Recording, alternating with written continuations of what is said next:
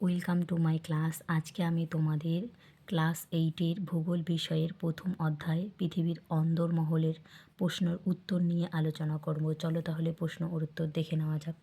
1 নম্বর question দেখো, পৃথিবীর ব্যাসার্ধ কত কিমি? দেখো কি হবে উত্তর, পৃথিবীর ব্যাসার্ধ 6370 কিমি। ঠিক আছে। 2 নম্বর দেখো, ম্যাগমা কাকে বলে? ঠিক আছে, উত্তর কী হবে, ভূগর্ভে পদার্থ প্রচণ্ড চাপ ও তাপে গ্যাস বাষ্প মিশ্রিত হয়ে গলিত অবস্থায় থাকলে তাকে ম্যাগমা বলে। 3 নম্বর দেখো, লাভা কাকে বলে? ভূগর্ভে গলিত উত্তপ্ত অর্ধতরল ম্যাগমা ফাটল দিয়ে ভূপৃষ্ঠের বাইরে বেরিয়ে এলে তাকে লাভা বলে। ঠিক আছে, পরীক্ষা আসার চান্স কিন্তু আছে, ভালো করে পড়বে। দেখো কি আছে, ভূপৃষ্ঠের গড় ঘনত্ব কত? কি হবে, ভূপৃষ্ঠের গড় ঘনত্ব মাত্র 2.6 থেকে 3.3 গ্রাম ঘনসেমি। ঠিক আছে। তারপরে দেখো কি আছে, ঘনত্ব কি? কী হবে উত্তর, একক আয়তনে পদার্থের কতটুকু ভর আছে তার পরিমাপকে পদার্থের ঘনত্ব বলে। ঠিক আছে। ভূতাপ শক্তি কি? উত্তর দেখো, ভূতাপ হলো এক ধরনের শক্তি। পৃথিবীর কেন্দ্রের তাপ ধীরে ধীরে বাইরের দিকে অর্থাৎ পৃথিবী পৃষ্ঠের দিকে আসতে থাকে, এই তাপ শক্তিকে ভূতাপ শক্তি বলে। দেখো কি আছে, সীমা কি? উত্তর কি হবে, মহাসাগরের নিচে প্রধানত সিলিকন আর ম্যাগনেসিয়াম দিয়ে তৈরি স্তরটি হলো সীমা। শিয়াল কি? উত্তর কি হবে, মহাদেশের নিচে প্রধানত সিলিকন আর অ্যালুমিনিয়াম দিয়ে তৈরি ভূত্বকের ওপরের স্তরটি হলো শিয়াল। দেখো কি আছে, শিয়াল ও সীমা স্তরের মাঝে কোন রেখা আছে? কি হবে দেখো, শিয়াল ও সীমা স্তরের মাঝে কনরাড বিযুক্তি রেখা আছে। ঠিক আছে। দেখো, গুরুমণ্ডল কাকে বলে? কি হবে উত্তর, ভূত্বক ছাড়িয়ে পৃথিবীর অভ্যন্তরে প্রায় 2900 কিমি পর্যন্ত একই ঘনত্বযুক্ত স্তর হলো গুরুমণ্ডল। ভূত্বক ও গুরুমণ্ডলের মাঝে কোন রেখা আছে? দেখো, ভূত্বক ও গুরুমণ্ডলের মাঝে মোহরভিষিক বিযুক্তি রেখা। ঠিক আছে, বা মোহ।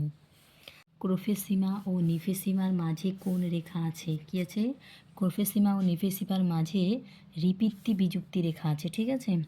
13 নম্বর দেখো, শিলামণ্ডলের নিচে গুরুমণ্ডলের ওপরের অংশে বিশেষ স্তরটি কি? বিশেষ স্তরটি হলো কি হবে, স্থনোস্ফিয়ার। ঠিক আছে, বইয়ে কিন্তু দাগাবে না। দেখো তারপরে কি আছে, শিলামণ্ডল কি নিয়ে গঠিত, এর গভীরতা কত? দেখো, ভূত্বক ও গুরুমণ্ডলের অপরই অংশ নিয়ে শিলামণ্ডল গঠিত। ঠিক আছে, এর গভীরতা কি হবে, 100 কিমি। ঠিক আছে, রুল দিয়ে দাগাবে। দেখো কি আছে, কেন্দ্রমণ্ডল কাকে বলে? এই স্তরটি কত কিমি? ঠিক আছে, ভূত্বক ও গুরুমণ্ডলের পরবর্তী এবং কেন্দ্রের চারদিকে বেষ্টনকারী শেষ স্তরটি হলো কেন্দ্রমণ্ডল। ঠিক আছে, এই স্তরটি কত কিমি? এই স্তরটি 3500 কিমি। নিফে কাকে বলে? এর গড় তাপমাত্রা কত? কি আছে উত্তর দেখে নিই, ভারী নিকেল আর লোহা দিয়ে তৈরি বলে একে নিফে বলে। ঠিক আছে, এর গড় তাপমাত্রা 5000 ডিগ্রি সেলসিয়াস।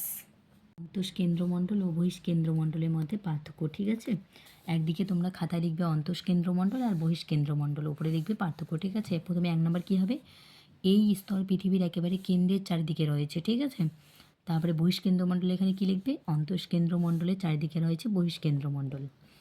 তারপরে 2 নাম্বার দিয়ে কী লিখবে, এই স্তরের গভীরতা 5100 কিমি থেকে 6370 কিমি। ঠিক আছে, তারপরে বহিষ কেন্দ্রমণ্ডল কী লিখবে, বহিষ কেন্দ্রমণ্ডলের স্তর 2900 কিমি থেকে 5100 কিমি গভীর। ঠিক আছে, অন্তঃ কেন্দ্রমণ্ডলে 2টা পার্থক্য লিখবে। ঠিক আছে, আর বহিষ কেন্দ্রমণ্ডলে 2টা, 2 2 করে 4টা পড়লেই হয়ে যাবে।